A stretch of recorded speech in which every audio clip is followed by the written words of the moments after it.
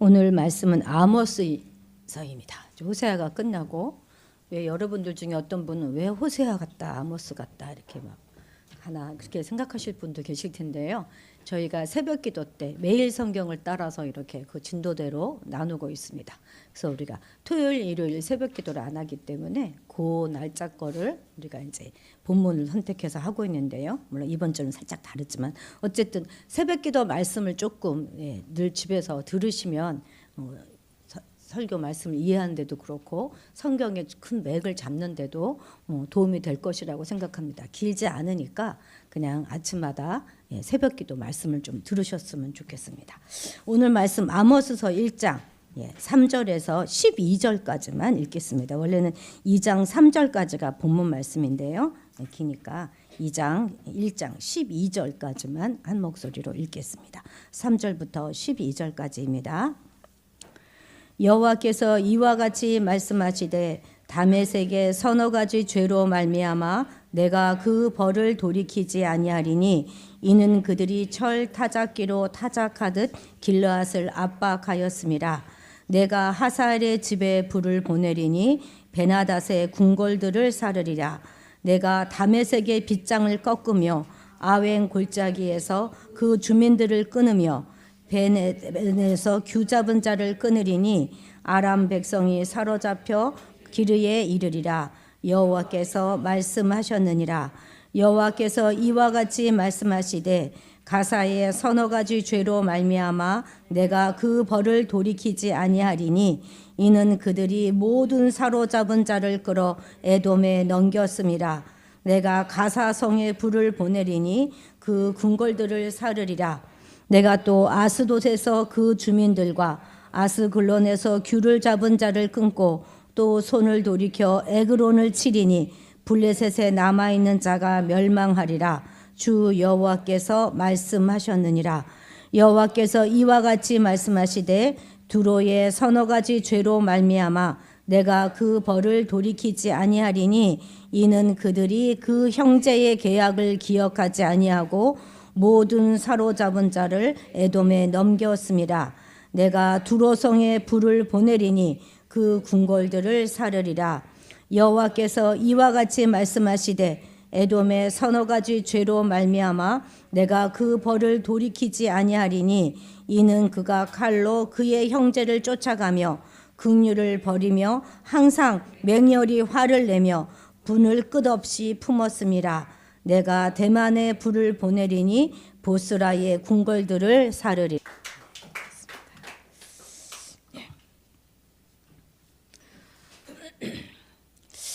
호세아 선지자하고 동시대의 선지자로 부름받았던 아모스 선지자는 몇 가지 좀 특이한 점이 있어요.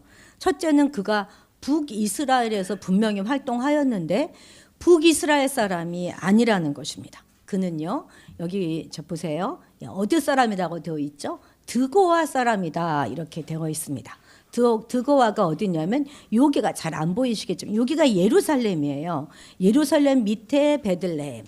그 베들레헴에서 16km나 더 내려가야 되는 여기 살고 있는 드고아 사람인데 그럼에도 불구하고 하나님은 이 아모스를 드고아 사람 아모스를 선택하셔서 북이스라엘로 보내시고 그곳에서 심판 예언을 하게 하신 것입니다. 순종하기가 쉬웠을까요? 아무리 형제 나라라고 할지라도 엄연히 남의 나라인데 거기 가서 당신들 이제 곧 멸망하겠을 것입니다. 이렇게 선언하는 것이 그렇게 쉽지는 않았을 것입니다. 그런데 참 하나님은 알고 주세요. 그죠? 분명 북이스라엘에도 사람이 없었던 것은 아닐 텐데 굳이 남유다 사람을 선택할 필요가 있었을까요? 게다가 이 아모스는요, 원래 선지자가 아닙니다. 선지자의 아들도 아니고요, 제사장도 아닙니다. 그의 직업은요, 목자이고 뽕나무를 재배하는 그런 사람이었습니다. 무슨 말이죠? 왜 이런 사람을 선택했을까요? 그만큼 북이스라엘에는 하나님의 마음에 합한 그런 사람을 찾기가 어려웠다 하는 말이 될 것입니다. 사실 남유다의 멸망기에는 이렇게 많은 선지자들이 일어났는데요. 북이스라엘의 멸망기는 우리가 봤지 않습니까? 호세아, 아모스, 요나인데 아모스는 북이스라엘 사람이고 요나는 저기 이방 나라 가서 전했으니까 자기 나라 출신에는 달랑 호세아 한 사람밖에 없었던 것이죠. 얼마나 그 사회가 타락하고 부패했는지, 모든 사람들이 얼마나 하나님에 관심이 없었는지 우리가 알 수 있는 대목이죠. 당시 북이스라엘은요 굉장히 번영을 누리고 있었습니다. 아주 호화롭게 살았어요. 반면에 이 부유한 자들에 있는 사회적인 부조리들은 아주 극에 달했습니다. 강력하고 부유한 상류층의 출현으로 빈부격차가 아주 심해졌어요. 그래서 그로 인해서 가난하고 궁핍한 자들의 삶은 점점 더 힘겨워 가기만 했습니다. 당시 이 상류층들은요 자기들이 가지고 있던 이 힘과 부를 가지고 얼마나 하나님께 제사 드리는 일에도 열심을 냈는지 모릅니다. 절기와 성례들을 아주 철저하게 잘 지켰고요. 여러분, 그 상번제라고 하는 거였어요. 매일 드리는 그 번제를 아침 저녁으로 매일 드렸어요. 이 당시는 우리 이렇게 예배 드리는 거 아니잖아요. 제사를 드리려고 하면 제물을 반드시 드려야 했습니다. 소, 염소, 양, 하다못해 비둘기라도 잡아 드려야 하는 게 이 당시 제사법이란 말입니다. 소나 양이 한두 푼으로 마련할 수 있는 게 아니지 않습니까? 여러분 11조를요 여러분 놀라지 마세요. 3일에 한 번씩 11조를 드렸어요. 11자가 너무 많아갖고 일주일에 한 번씩 드릴 수가 없는 거예요. 3일에 한 번씩 드렸던 이런 시대였습니다. 그런데 문제는 뭐냐? 가난한 이웃들의 옷과 포도주를 빼앗고 과한 세금을 받아들여서 그것으로 하나님을 경배했다, 이런 것입니다. 제의와 일반 일생생활 또 예배와 우리의 삶이 분명히 조화를 이루어야 하는 것인데 이스라엘에서는 지금 극명한 대절을 보이고 있는 것이죠. 그렇게 비싼 제물을 드리고 그렇게 많은 예배를 드렸지만 그들의 일상생활은 완전히 타락하고 음란하고 잔인하고 그리고 인정머리 없는 그런 삶을 살았어요. 수많은 제물을 드렸지만 수많은 제사를 드렸지만 그들은 한 번도 그들의 마음을 하나님께 드리지 않았던 것입니다. 여러분, 하나님이 그의 백성에게 가장 원하시는 것, 그것은 우리 마음입니다. 마음. 그런데 이스라엘 백성은 내가 다 드려도 마음만큼은 드릴 수 없습니다 하는 이런 태도였던 거예요. 아니, 돈 줬으면 되지 마음까지 원한다고? 마음까지 원하고 있단 말이야? 이렇게 외쳤다는 것입니다. 그런데 시편 51편 17절에 보면 하나님이 구하시는 제사는 분명히 이 상한 심령입니다. 상한 심령. 상한 심령이라는 게 뭐예요? 상하고 통회하는 마음, 그것을 말하는 것입니다. 하나님, 내가 죄인입니다. 나는 하나님 없으면 살 수 없습니다. 내가 가진 모든 것은 하나님이 주신 은혜입니다 하는 그 마음을 하나님이 원하시는 것이죠. 우리는 어떻습니까? 정말 우리도 마음을 하나님께 드리며 예배하고 있습니까? 자, 또 하나 독특한 것은 아모스는 이스라엘의 죄는 굉장히 정확하게 지적하고 있지만 그들에게 회개는 촉구하지 않습니다. 호세아만 하더라도 얼마나 회개하라고 외칩니까? 돌아와라, 돌아와라. 돌아와서 우리가 힘써 하나님을 알자. 그렇게 우리가 돌아와 하나님을 힘써 알면 하나님이 우리를 회복시킬 것이다, 이렇게 외쳤단 말이죠. 그런데 아모스는요, 회복이나 회개에 대해서는 일절 침묵합니다. 이것이 다른 선지자와는 굉장히 다른 현상인데요. 아마도 그들에게 돌아올 가능성이 전혀 없다는 것을 알았기 때문일 것입니다. 그 정도로 북이스라엘은 심각한 그런 상황에, 심각한 지경에 놓여 있었다는 것이겠죠. 자, 또 다른 특이점은 무엇이냐면 아모스서는 시작하면서부터 이스라엘의 주변 나라들에 대한 심판 예언으로 시작하고 있어요. 북이스라엘에 대한 이야기가 아닙니다. 그러니까 우리 하나님은 온 우주를 주관하시고 그 온 우주에 대한 주권을 가지고 온 열방을 통치하고 심판하시는 분이다 하는 것을 지금 강조하기 위해서 시작부터 열방들을 향하여 말씀을 선포하고 있는 것이죠. 자, 이제 본격적인 말씀에 들어가기 전에 제가 여러분들에게 질문 한 가지를 여쭙고 싶습니다. 한번 잘 대답해 보십시오. 여러분들은 정말 하나님을 사랑하십니까? 하나님을 사랑하시느냐고 제가 물었습니다. 여러분들은 당연하죠. 사랑하니까 이렇게 주일날 와서 예배를 드리지요. 이렇게 대답하실 것입니다. 그런데 아마 북이스라엘 사람에게도 이렇게 질문했다면 똑같은 대답을 이구동성으로 말했을 것입니다. 아니, 우리가 하나님을 얼마나 예배하는데요. 보십시오. 우리가 얼마나 많은 제사를 드리고 얼마나 좋은 제물을 드리는데요. 2+1을 내가 드린다니까요. 그리고 상번제를 아침 저녁으로 드리고 3일에 한 번씩 11조를 드리는데 그걸 말이라고 하십니까? 이렇게 말했을 것입니다. 그런데 사랑은 그렇게 하는 것이 아니라는 것이죠. 물론 상대가 좋아하는 것, 기뻐할 만한 것을 하는 것도 사랑입니다만, 그런데 정말로 사랑한다면 좋아하는 것, 그것 하는 것 중요하지만 그것보다 더 상대가 싫어하는 것, 그것을 하면 안 되는 것입니다. 상대가 싫어하는 것을 하면서 나는 사랑한다 말하면 그건 거짓인 것이죠. 만약 아내가 남편이 아내를 사랑한다고 입으로 막 나불나불 얘기하면서 상대가 싫어하는 일만 골라 한다면 그 말을 믿겠습니까? 제가 어렸을 때 저희 어머니 생신날 오빠가 케이크를, 무슨 바람이 났는지 케이크를 사갖고 들어왔어요. 여러분, 지금과 다릅니다. 그때는 케이크라고 하는 게 정말 드물고 비쌀 때였어요. 그걸 사갖고 들어온 거예요. 촛불을 끄시면서 우리 어머니가 얼마나 감격해서 눈물을 흘렸는지 모르고요. 어쨌든 그게 끝나고 우리는 맛있게 그 케이크를 먹었습니다. 사랑해서 그랬을까요? 케이크 먹고 싶어서 그랬을까요? 다음 날 아침 학교를 딱 가려고 하더니만 오빠가 엄마한테 돈을 달라는 겁니다. 무슨 돈? 어제 케이크 사온 돈. 그 돈 줘야지.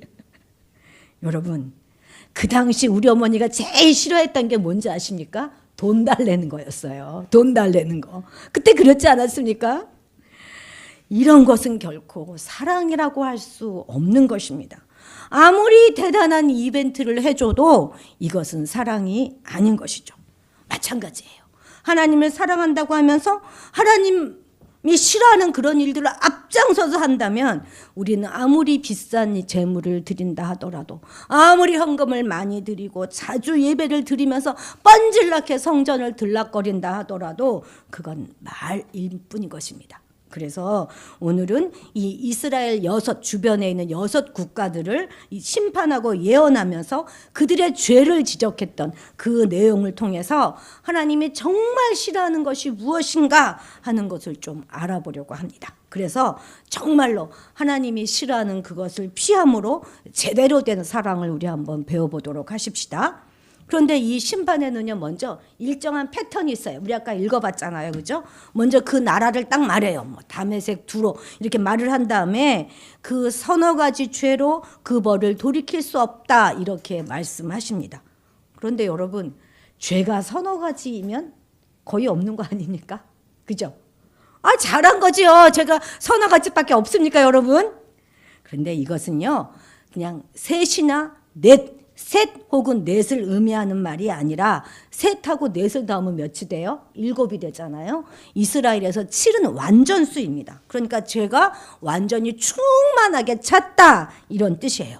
더군다나 7만 완전수가 아니라 3도 완전수거든요. 완전수 3이 있고 그 옆에 또 4가 또 있는 거예요. 4는 완전수 3에 하나가 넘친 거잖아요. 그러니까 죄가 아주 차고 넘친 거, 너무 많은 것뿐만 아니라 끊이지 않고 계속되는 그런 죄를 말하고 있는 관용적인 표현이라는 거 먼저 우리가 이해해야 하겠습니다.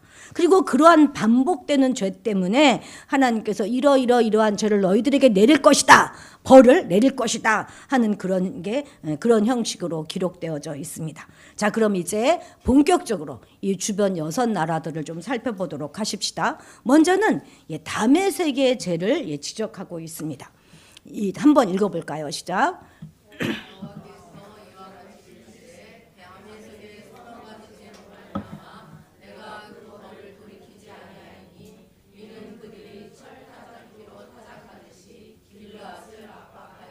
아멘. 이 다메섹이 어디냐면 아람의 수도예요. 아람의 수도.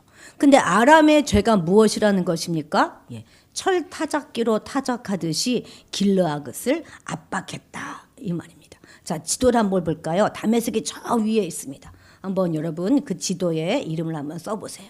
그 위에가 다메섹입니다.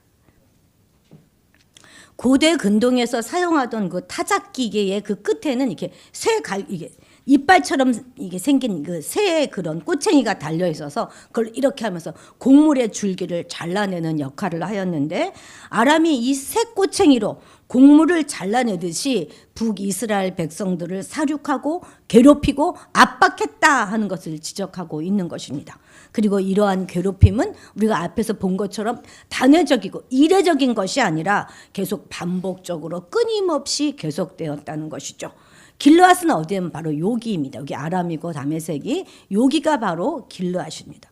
물론 여기는 가나안 땅은 아니죠. 가나안 땅은 지금 유다와 이스라엘이라고 되어 있던 요단강 서편이니까. 그렇지만 이곳이 목초지가 너무너무 좋아서 가나안 입성하기도 전에 르우벤, 또 르우벤 지파, 갓 지파, 므낫세 반 지파가 우리 이 땅을 주십시오 해서 차지했던 그것이 바로 이곳이잖아요. 근데 아람은 늘 이 땅을 탐냈습니다. 그래서 막 남의 것을 빼앗고 싶은 욕심 때문에 아람은 이스라엘을 향해서 마치 철 타작기처럼 곡물을 끊어내듯이 그들을 난도질하고 상처 입히고 괴롭히고 때로는 노예로 이들을 끌어가고 했던 것입니다. 완전히 인정사정 봐주지 않았어요. 무자비하고 잔인하기가 짝이 없었습니다. 이렇게 자신의 욕심을 채우고자 다른 사람을 압박하고 괴롭히고 상처 주는 것을 하나님은 완전히 싫어하십니다. 나만 편하면 된다고 생각하는 거, 그거 하나님 완전 싫어하시는 거예요. 이방 나라에 대해서도 이렇게 말씀하셨는데, 심지어 성도인 우리가 마음속에 아주 그냥 무서운 날카로운 철 타작기를 가지고 가족이나 심지어 뭐 교회 공동체나 또는 나의 이웃들을 상처 입히고 그들의 영혼을 난도질한다면 하나님께서는 결코 용서하지 않으실 것입니다. 원한을 풀지 않고 마음속에 칼을 갈고 있는 경우가 우리가 많지 않습니까? 어디 두고 보자 그러는 모든 것. 그런데요, 이렇게 언젠가 내가 갚아줄 거야 하고 이렇게 칼을 품고 있으면 제일 먼저 그 칼이 누구부터 찌르겠습니까? 바로 본인이 가장 큰 상처를 입게 되는 것입니다. 우리가 우리 마음속에 있는 철타작기를 버리지 않고서는 우리는 절대 하나님을 사랑한다 이렇게 말할 수가 없는 것이죠. 그래서 사랑을 고백하기 전에 먼저 우리 마음속에 있는 이 칼들을, 철타작기들을 먼저 버려야 하는 것이죠. 자, 두 번째입니다. 두 번째는 바로 이제 블레셋인데, 이제 이 가사가 바로 블레셋이거든요. 6절 같이 읽어보겠습니다. 시작. 여호와께서 이와 같이 말씀하시되 가사의 서너 가지 죄로 말미암아 내가 그 벌을 돌이키지 아니하리니 이는 그들이 모든 사람을 끌어 에돔에 넘겼음이라. 가사는 블레셋의 한 도시예요. 가사가 어디냐면 여기입니다. 두 번째 이쪽 블레셋. 블레셋이란 나라는 가사를 포함해서 마스글론, 에스도드에서 5개 도시의 연방 나라예요. 그 나라가 블레셋입니다. 그런데 블레셋은 이스라엘을 정말 오래전부터 끊임없이 오랫동안 괴롭혀왔던 이런 해안 국가로서 이스라엘과는 가장 오래된 숙적이었습니다. 특히 이들은 철기 문명을 가지고 있어서 이스라엘에게는 아주 위협적인 그런 존재였어요. 블레셋은 전쟁 포로로 잡은 이스라엘 백성, 이스라엘과 끊임없이 전쟁을 했으니까 그래서 이들의 그 이스라엘 백성들을 노예로 팔아 넘겼는데, 이스라엘에 대해서 깊은 원한을 가지고 있었던 이 에돔에다가 이 노예들을 팔아 넘겼어요. 원래부터도 이 블레셋은요, 노예 장사로 아주 유명했던 그런 나라입니다. 이들에게는 인간의 존엄성 이런 것은 아주 필요도 없는 것이죠.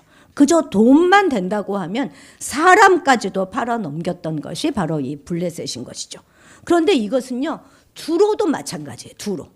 다음이 이 두로예요. 세 번째 두로도 저 위에 있죠. 자, 9절 같이 읽겠습니다. 시작. 여호와께서 이와 같이 말씀하시되 두로의 서너 가지 죄로 말미암아 내가 그 벌을 돌이키지 아니하리니 이는 그들이 그 형제의 계약을 기억하지 아니하고 모든 사로잡은 자를 에돔에 넘겼습니다. 이 두로는요, 다윗 시대에 이스라엘과 협력을 맺었던 그런 형제 국가입니다. 형제의 조약을 맺었던 나라예요. 그래서 솔로몬이 왕궁을 짓고 성전을 짓고 할 때 이 두로에서 백향령도 보내주고 기술자도 보내줬던 나라가 바로 이 두로이지 않습니까? 그런데 두로는 그들의 가장 큰 주요 수입원 중에 하나가 뭐냐면 이 노예무역이었어요. 노예무역으로 돈을 많이 벌자 마치 사냥이라도 하듯이 이스라엘 사람들을 팔아치웠던 것이죠. 서로 형제 계약을 맺었기 때문에 안심하고 우리는 괜찮을 거야 하고 있는 그 사이에, 그러니까 걱정하지 말라고 안심을 딱 시켜놓고 뒤통수를 팍 치듯이 사람을 잡아서 팔아 먹었다는 것입니다. 그러니까 블레셋보다 더 야비한 것이 바로 이 두로입니다. 하나님은 인간에게 당신에 대한 언약만을 지키도록 요구하시는 분이 아니라 인간끼리, 사람끼리의 약속도 반드시 지킬 것을 요구하십니다. 자기에게 조금 손해가 미친다 하더라도, 혹은 상대방이 언약에 불신실하다 할지라도 하나님께서 신실하지 못한 우리에 대하여 신실하게 약속을 지켜나가시는 것처럼 우리는 그 상대방에 대하여서도 신실하게 언약을 지켜야 하는 것입니다. 우리 아이들을 보면요, 너무 쉽게 예 대답하죠. 너 그거 이제 게임 좀 그만해. 네. 이러고 전혀 지킬 마음이 없는 것 딱 두로인 것입니다. 예? 당장의 그 순간만 넘기려고 하는 건데, 엉덩이 전혀 들지 않고 네 대답만 하는 그거, 이런 거 하나님이 굉장히 싫어하십니다. 우리 부모님도 아이들과 한 약속 있잖아요. 그거 가능한 지키셔야 돼요. 가능한 지키려고 최선을 다하셔야 합니다. 이 아이들이 뭘 보고 배우겠습니까? 또한 이러한 노예무역이라고 하는 것, 이것은 하나님의 형상으로 지음받은 인간의 고귀함, 그런 개인적인 인격을 무시하는 것일 뿐만 아니라 자기와 같은 똑같은 인간을 사고 팔 수 있는 물건 취급하는 그런 아주 죄악 중에서도 가장 큰 죄가 바로 이 노예무역인 것입니다. 물론 오늘날 이런 노예무역은 없죠. 그죠? 공식적인 이런 무역은 없습니다만, 그렇지만 보다 아주 교묘한 그런 방법으로 인간을 노예 삼고 그들을 착취하면서 온갖 비인간적인 행동을 하는 그런 자들이 참 많습니다. 예를 들어 볼까요? 내가 돈을 줄게, 잠자리를 제공해 줄게, 그렇게 해놓고선 안심시켜놓고 어떻게 해요? 청소년이나 젊은 여성들을 성매매시키고 그렇게 유혹하는 거. 또 어린 자녀에게 가장 안전해야 될 그 어린 자녀에게 막 폭행을 하고 심한 매질을 하는 그런 것들. 또 자신의 회사나 가족이나 친구, 얼마나 상대가 믿고 있겠습니까? 그런 것을 배신하는 행위. 외국인 노동자라는 이유로 그들이 불법 체류했다는 그 이유로 그 약점을 잡아서 그들의 노동력을 착취하고 비인간적인 대접을 하는 그런 모든 것들이 다 이에 속할 것입니다. 오직 자신의 돈벌이를 위해서 어린 청소년들에게 괜찮아 하고 마약을 팔아서 그들을 마약의 노예로 삼고자 하는 그런 파렴치한도 우리 사회에는 많습니다. 동성애는 죄가 아니야 이렇게 말해서 사람들 다 안심시켜 놓고 저들이 성중독자가 되어서 아주 피폐한, 정말 사람으로 살 수 없는 삶을 살도록 하는 것 또한 마찬가지죠. 오늘날 학교에서 왕따 문제가 심각하잖아요. 빵 셔틀이라고 하는 것도 있다며요. 완전히 노예 삼는 거잖아요. 다니엘 기도회 때 들어보니까 정말 많은 사람들이 수년간 이런 폭력에 시달린 사람들이 의외로 많았더라고요. 전 정말 깜짝 놀랐습니다. 이런 것들 우리가 동조하거나 묵인해서는 안 되는 것입니다. 이렇게 인간의 존귀함을 멸시하는 것, 이런 행태들을 하나님은 아주 싫어하십니다. 하나님의 형상으로 창조된 인간을 인간답게 대접해 주는 것, 하나님은 그것을 요구하십니다. 그렇게 하지 않는다면 이들은 하나님의 주권에 도전하는 그런 아주 반역적인 그런 존재가 되는 것이죠. 그래서 그들에게는 반드시 하나님의 징계와 심판이 임하게 될 것입니다. 자, 지금 이렇게 본 것처럼 여기 아람이라든지 또 블레셋이라든지 요 두로 세 나라는 철저한 전형적인 이방 나라들이에요. 그런데 이 이방 나라들이기 때문에 이들은 율법이 없잖아요. 하나님을 모르잖아요. 그래서 이들의 죄를 지적함에 있어서는 신앙적인 것, 종교적인 문제는 하나도 지적하지 않습니다. 최소한의 국제법과 양심에 의거해서 심판을 받게 되는 것이죠. 또한 이들의 죄는 다 선민 이스라엘과의 관계 속에서 전쟁에서 발생했던 그런 죄들입니다.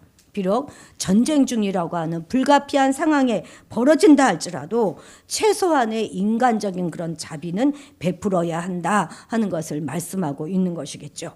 이제 다음으로는 에돔과 암몬과 모압, 이쪽 요단강 동편에 있는 이 세 나라에 대한 그런 이제 심판이 이어지는데요. 이들은 이방 나라 맞아요. 그렇지만 어느 정도는 다 이스라엘과 관련이 있는 나라입니다.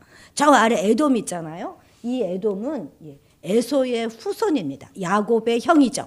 에서의 후손들이 세운 나라가 에돔이고, 그리고 암몬과 모압은 아브라함의 조카 롯의 후손들이에요. 롯의 후손들입니다. 말하자면 이스라엘의 그런 친척 나라들입니다. 그런데도 불구하고 이들은 이스라엘을 괴롭혔어요. 자, 네 번째. 자, 이제 에돔에 관한 예언을 읽어보도록 하겠습니다. 11절 읽겠습니다. 시작. 여호와께서 이와 같이 말씀하시되 에돔의 서너 가지 죄로 말미암아 내가 그 벌을 돌이키지 아니하리니 이는 그가 칼로 그 형제를 쫓아가며 긍휼을 버리며 항상 맹렬히 화를 내며 분을 끊임없이 품었습니다. 아멘. 에돔은 에서의 후손이었기 때문에 야곱의 후손인 이스라엘에 대해서는 끝없이 원한을 품고 있었어요. 니네가 우리가 장자인데 우리 장자권을 뺏어간 나라가 니네 나라잖아 이러면서 이스라엘을 아주 원한을 품고 있었습니다. 그리고 에돔은 아주 오랜 기간 이스라엘의 식민지 상태로 오랫동안 있었어요. 그리고 그래서 이로 인해서 이스라엘에 대한 에돔의 적개심은 정말 커져갔고 그것에 비례해서 그의 적대 행위 또한 아주 잔인해져 갔습니다. 그래서 유다가 멸망했을 때, 바벨론에 의해서 멸망했을 때요, 이 에돔은 바벨론 편에 들어가지고 막 오히려 자기가 더 약탈과 사륙을 더 일삼았던 종족이 바로 이 에돔 종족입니다. 그것뿐만이 아니라 실로 전쟁에서 할 수 있는 모든 악행들을 다 이 유다에 행했었습니다.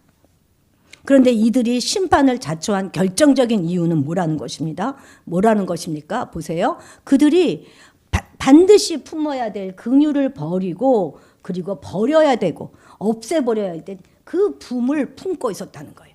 긍휼을 버리고 오히려 분노를 그 마음에 품었다는 것이죠.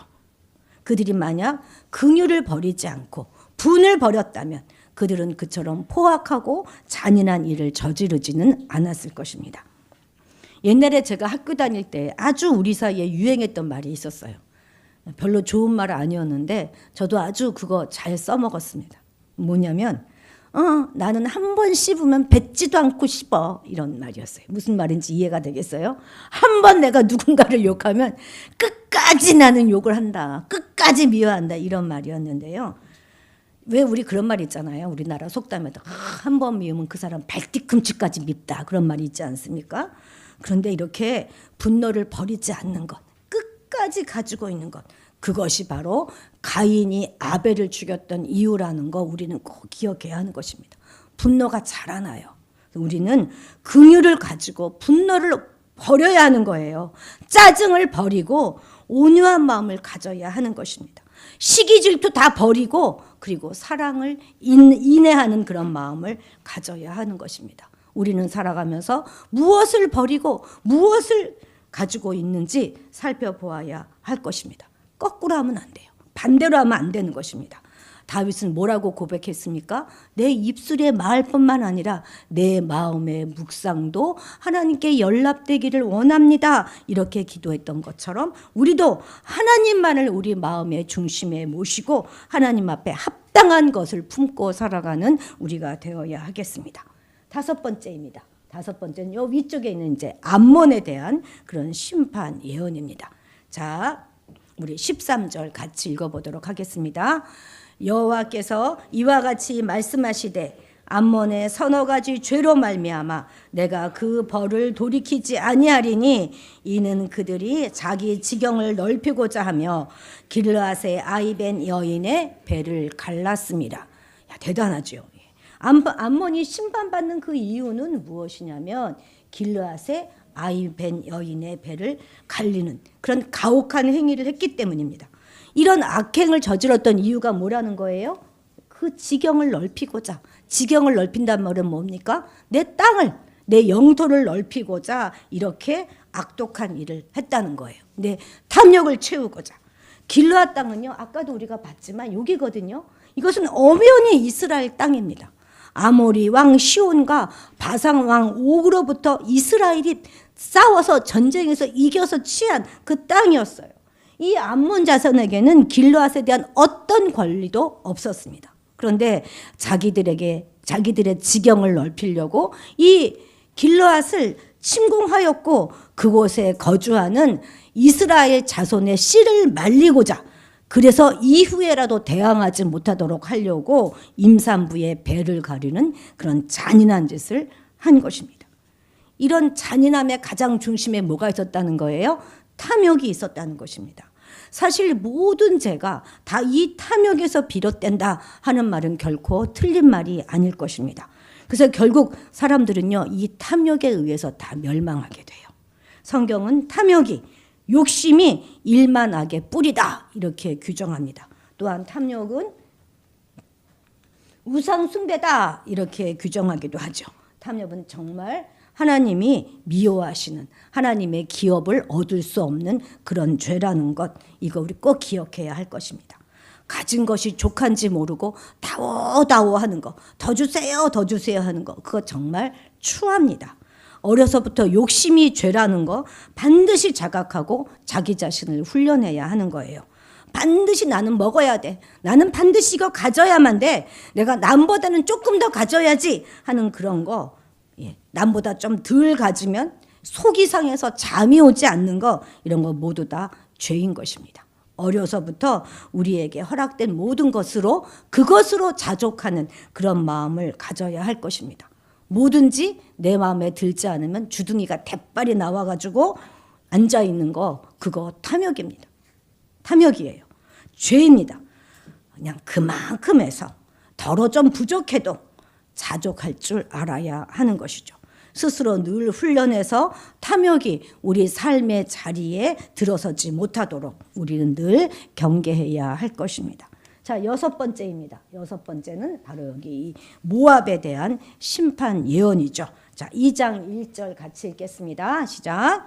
여호와께서 이와 같이 말씀하시되 모압의 서너 가지 죄로 말미암아 내가 그 벌을 돌이키지 아니하리니 이는 그가 에돔 왕의 뼈를 불살라 죄를 만들었습니다. 아멘. 여러분, 뼈를 불살랐다는 말은 뭐죠? 뼈가 어디 있어요? 뼈가 무덤 속에 있잖아요. 죽어서 이미 무덤에 묻혔으면 끝난 건데, 그죠? 다 끝난 거 아닙니까? 그런데 그 뼈를 꺼내서 불살랐다는 거예요. 그래서 불만 사른 것이 아니라, 자 보세요. 그걸 뭘로 만들었어요? 재로 만들었습니다. 왜 재로 만들었냐면 이것을 꺼내가지고 그냥 모욕한 그런 정도가 아니라 그것을 백색 도료, 흰 페인트 칠로 해서 벽에다가 발랐다는 것입니다. 고대 근동에서 이렇게 뼈를 태우는 이런 일은 상대방을 완전히 모욕하는 그런 행동입니다. 정말 이렇게 그 시신을 훼손하는 것만으로도 끝난 것이 아니라 그것도 아주 지극히 인간을 모욕하는 그런 아주 중대한 죄악인데, 그 죄를 가지고 벽을 바르는 그런 재료로 사용한 그런 행위야말로 결코 간과할 수 없을 만큼 사악한 죄인 것입니다. 이것은 그 사람 안에 새겨진 하나님의 형상 자체를 업신여기고 그것에 대하여 폭행을 가하는 그런 잔인한 행동인 것이죠. 그런데 이 말씀은요, 단지 죽은 사람, 시체에만 적용되는 말씀은 아닐 것입니다. 이 땅에는 타인이 존중해지지 않으면 정말 결코 스스로 보호할 수 없는 사회적인 약자들이 정말 많습니다. 다른 사람의 압제 앞에서 죽은 사람처럼 비참한 삶을 살아가는 자들이 정말 많은데 그들에게도 동일하게 적용되어져야 할 것입니다. 이미 충분히 비참한 지경에 있어요. 그런데 그런 자들을 더욱 비참한 나락으로 떨어지게 하는 것, 그것은 정말 사람을 2번 죽이는 일이 될 것입니다. 결코 이런 행위는 우리 성도의 태도가 아닌 것이죠. 만일 사람 안에 그 하나님의 형상이 새겨져 있다는 사실을 우리가 망각하고 그의 생명과 삶을 모독하는 이런 일을 계속하여 그들을 멸시한다면 그것은 결국 하나님을 멸시하는 것과 동일한 것이 될 것입니다. 우리가 하나님을 멸시하고 우리의 생명이 보존될 수가 있겠습니까? 이곳에 있는 어린 학생들은 이제 점점 자라나서 이 사회의 어엿한 이 구성원이 되고 또 이 사회를 이끌어 나가야 될 리더로, 주인공들로 세워지게 될 것입니다. 잊지 마시기 바랍니다. 여러분들의 마음과 시선은요, 부유한 자들에게 가 있으면 안 되는 거예요. 이러한 자들, 하루하루가 정말 죽을 것 같은 그런 고통과 어려움 가운데서 정말 죽지 못해 살아가는 이 자들, 무기력하게 살아가는 이 자들에게 우리의 마음과 시선이 향해져야 하겠습니다. 그들의 내면 속에도 분명히 하나님의 형상이 들어있어요. 그래서 그들을 존중해야 함을 하나님은 오늘도 우리에게 명령하고 계신다는 거 잊지 마시기 바랍니다. 실로 사람 속에 있는 하나님의 형상은 그가 부하든 가난하든 약하건 강하건 무지하건 박식하건 또는 낮건 높건과 상관없이 최우선적으로 존중받아야 하고 또 가장 먼저 존중해야 할 것이 마땅합니다. 사회적 약자들의 생각을 우리가 하지 않고 그저 우리끼리만 잘 먹고 잘 사는 것은 죄인 것입니다. 오늘 우리는 이스라엘을 가운데 두고 6개 이방 나라들을 시계 방향으로 살펴보았습니다. 그렇죠? 이렇게 살펴보았습니다. 그리고 하나씩 심판을 선포하는 것, 그것을 살펴보았습니다. 그런데 이들을 이제 심판하시던 그 손길은 우리는 지금 모압까지만 읽었지만 그 다음에 유다와 이스라엘이 계속 나와요. 이스라엘은 이런 이방 죄보다 훨씬 몇 배가 많은 그 죄들을 지적하십니다. 그 손길이 유다로 또 그리고 마침내 이스라엘로 향해 들어가는 것입니다. 사실 이 이방 나라들은요 모두 이스라엘의 원수 나라들 아닙니까?